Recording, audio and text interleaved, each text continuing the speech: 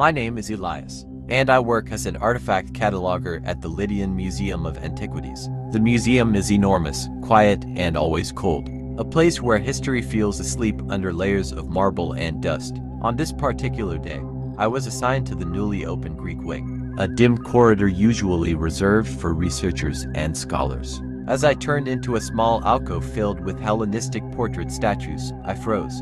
At the center of the room stood a life-sized statue carved from flawless white marble. That alone was strange, but what truly stopped my breathing was the clothing. The figure was wearing modern clothes, something that made no sense for an artifact over 2,000 years old. Then I saw the face. It was mine. The statue had my crooked nose, the small mole under my left eye, the messy wave in my brown hair. Even the subtle lines around my mouth were there, captured with terrifying precision. It wasn't a resemblance of me.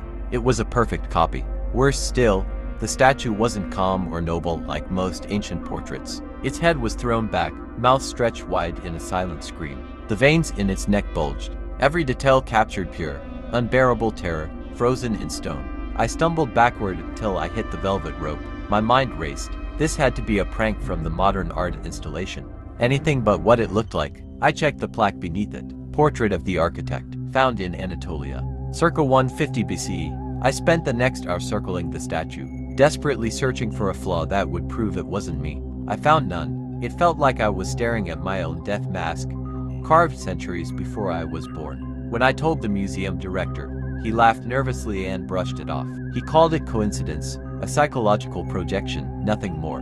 But the statue didn't leave me. That night at home, I poured myself a glass of water. As I lifted it to my mouth, a sharp, horrifying pain exploded in my jaw. It wasn't muscle pain. It felt like the bone itself was being forced wider than it should go. I rushed to the bathroom mirror and tried to open my mouth fully. The pain was unbearable, centered deep in the joint, as if my jaw had been locked in a scream for hours. The next morning, I returned to the museum and went straight to the statue. I studied its face again. The stretched jaw, the frozen scream. The pain I felt was exactly the pain carved into the marble. That's when I noticed something new.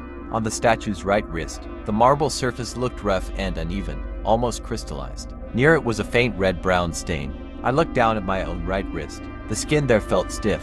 Just above my pulse was a small, rough patch I hadn't noticed before. But my instinct was telling me that the museum owner is behind this, because I offend him in a big way that I later regret my actions. The scream of the statue wasn't fear of death. It was the agony of being turned into stone while still alive. I staggered backward, knocking over a rope barrier. The noise echoed through the empty wing. When I looked back, something had changed. The statue seemed angled slightly toward the entrance now. Inside its open mouth, I could see the stone clearly, and it wasn't smooth.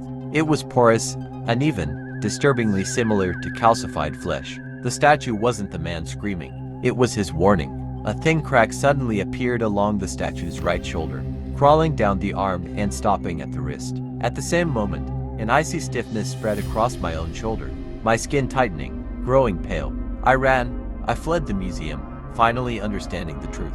I hadn't discovered a statue that looked like me. I had found the previous victim of a curse that traps living consciousness inside marble. And now, after centuries, the statue's scream was ending, because my own was about to begin. How can I end this statue that his life is linked with mine?